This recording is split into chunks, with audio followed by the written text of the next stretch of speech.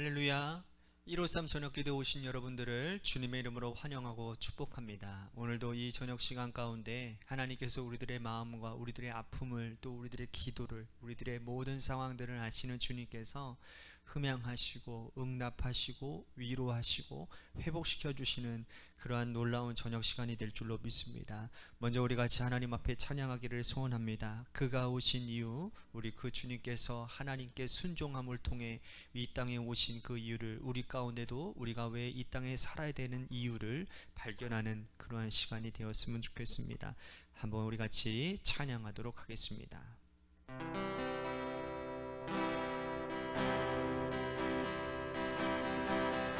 이 세상 가장 아름다운 순종의 눈물, 온 세상 다시 빛나게 한 생명의 눈물, 그가 이 땅에 오신 이유, 죽어야 살게 되고 져야만 승리하는 놀랍고 영원한 신비, 지으신 그대로 회복시킨 우리의 창조주 그리스도, 십자가의 길로 아버지 뜻 이루셨네. 그가 이 땅에 오신 이유, 이제 우리에게 맡겨둔 그 소망, 그 사랑, 그 생명, 아름답고 눈부신 십자가의 길, 우리가 이 땅에 살아갈 이유, 지으신 그대로 회복시킨 우리의 창조주 그리스도, 십자가의 길로 아버지 뜻 이루셨네. 그가 이 땅에 오신 이유, 이제 우리에게 맡겨진 그 소망, 그 사랑, 그 생명, 아름답고 눈부신 십자가의 길, 우리가 이 땅에 살아갈 이유.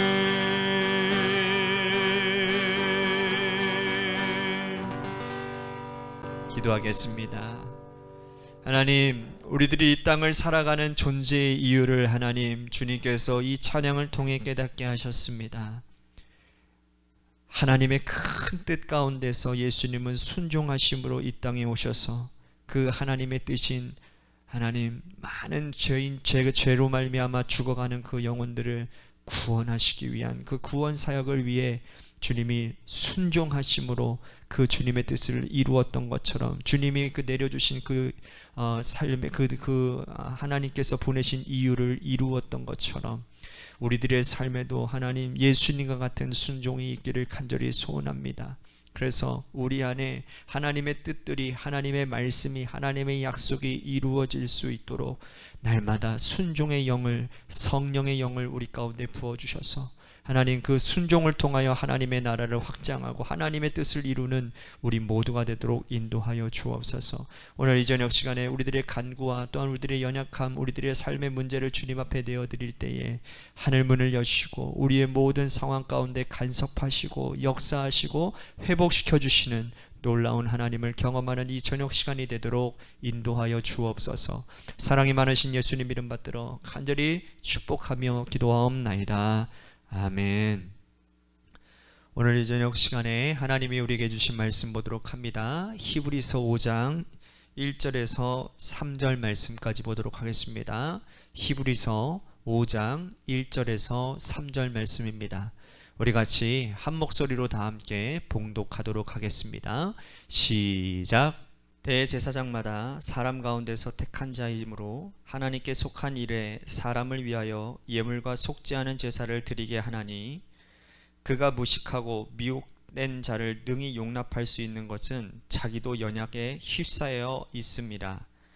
그러므로 백성을 위하여 속죄제를 드림과 같이 또한 자신을 위하여도 드리는 것이 마땅하니라. 아멘. 오늘 이 저녁 시간에도 하나님의 은혜를 삼으셔서 이 자리에 오신 여러분들에게 하나님의 신령한 은혜와 축복이 함께 하시기를 바라겠습니다. 어떤 특정한 일을 하기 위해서는 자격이 필요합니다. 사람들이 공고를 내고 또 그 공고에 합당한 자격을 갖추기 위해 그 일을 하려는 사람들은 노력하고 시험을 봐야 되는 겁니다. 예를 들면 교사가 되기 위해서는 교원 자격증을 받을 수 있는 학교에 들어가야 되고요. 그리고 그 학교에 졸업을 해야 됩니다. 그리고 실습도 충분히 해야 되고 그에 합당한 인격을 갖추어야 되면 두말할 필요도 없고 가장 중요한 임용고시를 통과해야 교사가 될 수 있다라는 거예요. 이렇게 아주 어렵고 복잡한 과정들이라는 것이지요. 그런데 여러분, 그 어느 누구도 이 교사가 되기 위한 과정이 왜 이렇게 어려워요? 이건 평등의 원리에 어긋나지 않나요? 라고 하며 헌법 소원을 내는 사람이 있습니까? 아무도 없습니다. 누구나 다 교사가 되도록 해 주십시오 라고 말할 사람도 없어요. 그렇게 하는 이유는 뭡니까? 교사가 되기 위해서는 요 정도의 자격은 갖추어야 된다라고 하는 어떤 사회의 합의가 암묵적으로 되어 있기 때문이라는 것이죠. 여러분, 작은 아르바이트 자리를 구하는데도 이러한 자격이 필요한 사람들을 뽑지 않습니까? 그죠? 이건 지극히 상식적이라는 거예요.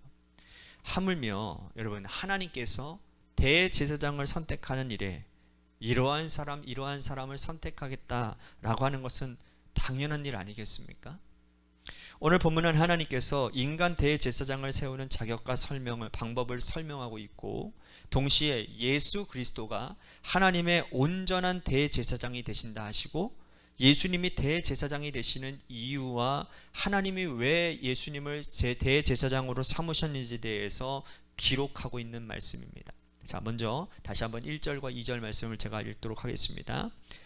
대제사장마다 사람 가운데서 택한 자이므로 하나님께 속한 일에 사람을 위하여 예물과 속죄하는 제사를 드리게 하나니, 그가 무식하고 미혹된 자를 능히 용납할 수 있는 것은 자기도 연약에 휩싸여 있습니다.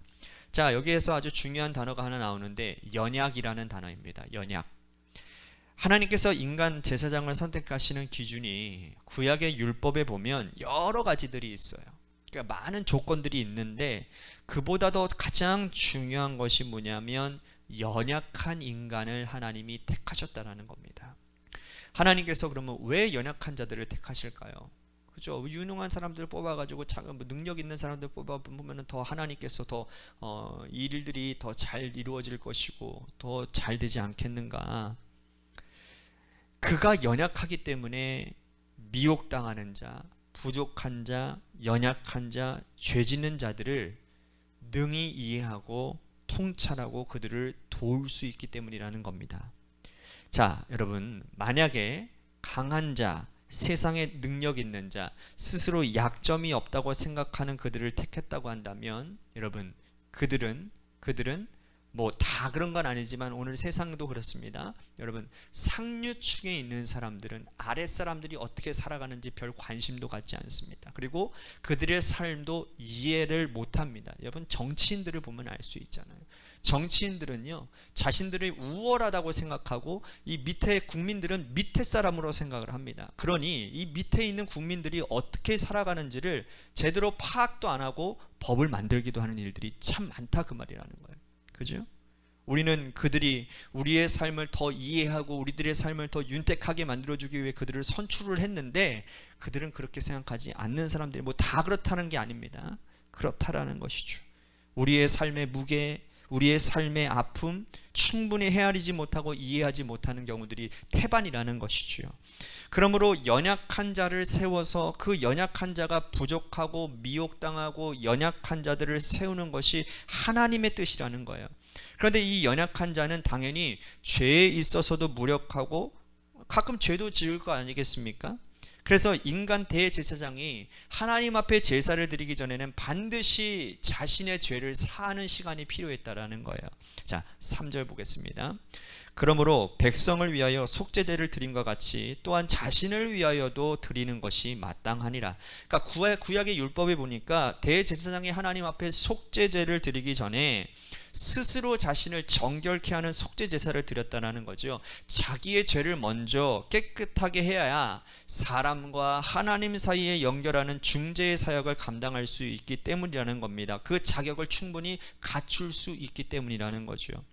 오늘 우리가 이 말씀을 통해서 우리가 하나님 앞에 살아가야 되는 이유와 우리도 어떻게 하나님 앞에 살아가야 되는지에 대한 방법을 깨닫게 되는 것입니다.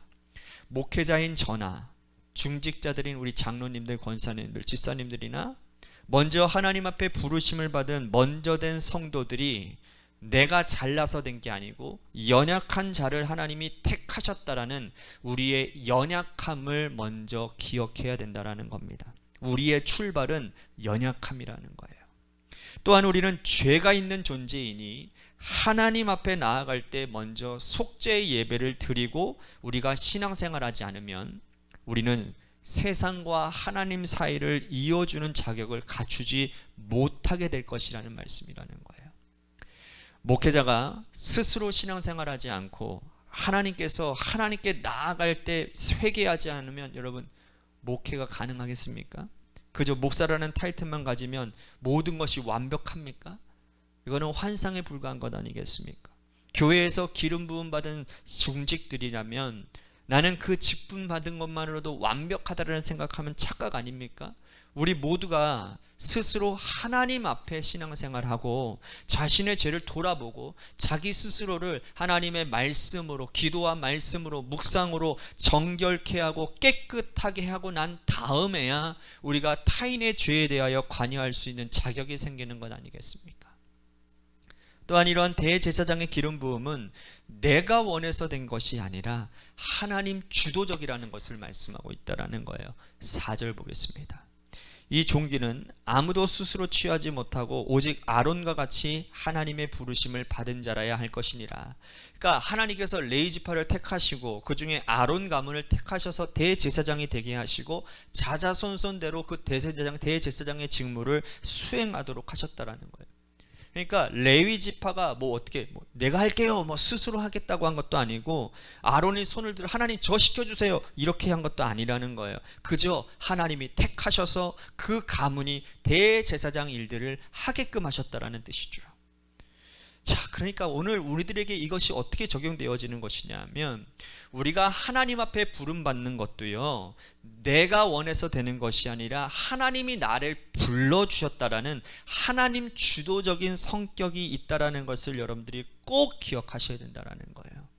여러분, 이게 왜 중요하냐면 이런 거예요. 내가 원해서 된다고 생각하잖아요. 그러면 내가 하고 싶은 것만 하는 거예요. 이해가 되세요?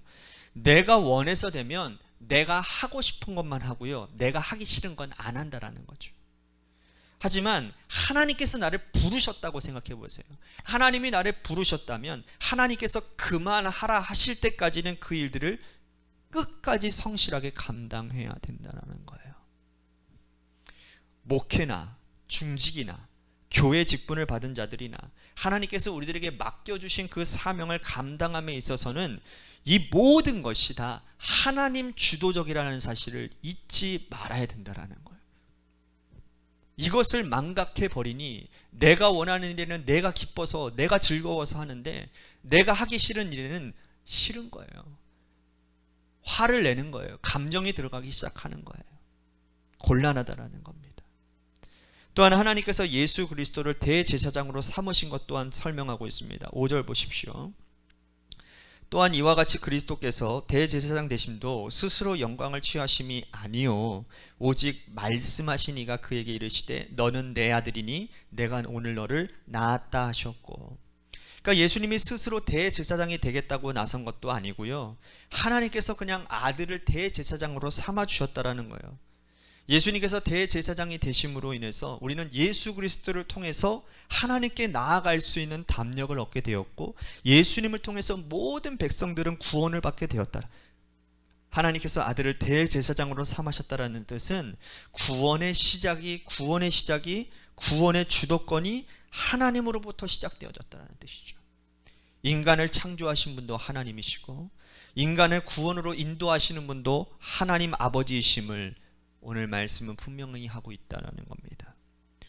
죄 짓는 것은 사람이 먼저 했으나 구원은 하나님께서 먼저 하셨습니다. 여러분, 아담과 하와를 에덴 동산에서 쫓아내실 때에 하나님이 그냥 무작정 쫓아내시지 않았어요. 그들에게 가죽옷을 입혀서 그들을 보호해 주신 분이 하나님 아버지시라는 거예요. 인간의 가죽옷을 달라고 한 것도 아니에요.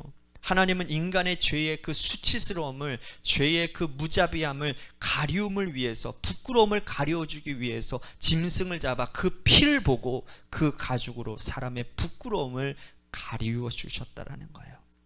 이때부터 시작된 하나님의 놀라운 구원의 역사는 예수 그리스도를 이 땅의 대제사장으로 보내주시는 것까지 오늘 이 구원의 주도권을 하나님이 가지고 계시다라는 거예요. 아니, 예수님이 다시 오실 그 재림 그날까지 모든 인생의 구원의 여정은 하나님이 다 주도하고 계신다라는 거예요. 그러면 아들 예수 그리스도는 구원의 주도권을 가진 하나님께 어떻게 해야 될까요? 오늘날 우리들에게도 마찬가지지 않습니까? 우리의 구원을 주도하시는 그 하나님께 우리는 어떠한 신앙생활을 해야 되는 것일까요? 어떠한 반응을 보여야 되는 것일까요? 굉장히 중요한 부분입니다. 오늘 구원하심을 원하기를 원하십니까? 여러분들, 하나님께서 여러분들에게 오늘 구원을 베풀어 주실 것인데 그 구원함을 경험하기 위해서는 어떻게 해야 될까요? 8절 9절 말씀 우리 같이 함께 읽어보겠습니다. 시작. 그가 아들이면서도 받으신 고난으로 순종함을 배워서 온전하게 되셨은즉 자기에게 순종하는 모든 자에게 영원한 구원의 근원이 되시고, 할렐루야. 아들 그리스도는 그저 순종만 했을 뿐이라는 겁니다. 하나님은 구원을 주도하시고 아들 그리스도는 순종함으로 인간의 구원을 온전히 이루어 내셨다라는 거예요. 그러므로 우리가 예수 그리스도를 따른다라는 의미는 예수님이 순종하셨던 것처럼 우리도 하나님 말씀에 순종하고 주님의 말씀에 순종하면 우리도 그 주님의 구원의 사역에 동참할 수 있는 하나님의 자녀가 된다라는 뜻이죠. 하나님께서 대제사장으로 예수 그리스도를 삼으신 것은 구원의 주도권이 당신에게 있음을 천명한 것이고, 아버지의 뜻을 깨닫고 아들은 순종함으로 인간의 구원을 이루어내셨다라는 거예요. 이것이 예수 그리스도가 대제사장이 될 수 있는 유일한 자격이라는 것이죠. 오늘 우리가 하나님의 일을 하는 존재가 되고 오늘 우리가 구원을 받는 사람이 된다라는 것은 그저 하나님 말씀에 순종할 것뿐이라는 거예요. 내 생각과 나의 의지와 하나님의 말씀이 충돌할 때, 그때 그 말씀을 하나님 앞에서 받는 말씀으로 붙들고 여기고 나의 자아와 나의 욕심을 내려놓고 온전히 순종하며 나아갈 때에 하나님은 그 가운데서 하나님의 일을, 하나님의 뜻을, 하나님의 구원하심을 이루어 주신다라는 사실입니다. 사랑하는 성도 여러분, 오늘 이 말씀을 꼭 기억하시고 오늘 우리들의 삶에 하나님의 말씀 가운데, 하나님의 뜻 가운데 순종하지 못하여 하나님의 일에, 하나님의 구원에 동참하지 못하고 있는 우리들이라면 오늘 하나님 앞에 아까 전에 대제사장이 속죄 제사를 드리기 전에 먼저 자기가 속죄해야 되는 것처럼 우리가 오늘 속죄의 제사로 이 기도의 가운데 나아가기만 하면 정결케 되어진 우리를 통해 하나님 마음껏 역사하시는 일이 일어나게 될 줄로 믿습니다. 오늘 그렇게 기도했으면 좋겠고요. 또 한 가지 기도할 것은 여러분들의 삶의 자리와 여러분들의 삶의 문제와 자녀들을 위해서 기도하시고, 또한 교회를 위해서 여러분들 기도해 주십시오. 하나님께서 세워주신 몸된 교회가 주님의 뜻 안에서 하나님 반석 위에 세워지신 그 집처럼 어떠한 비바람과 창수가 몰아쳐도 흔들리지 않는 믿음의 산 증인 산 교회가 될 수 있도록 도와주시옵소서. 이 지역을 살리는 일에 힘쓰는 교회가 되도록 인도하여 주시옵소서라고 우리 같이 이 시간에 노래 끝날 때까지 기도하며 나아가도록 하겠습니다. 기도하시겠습니다.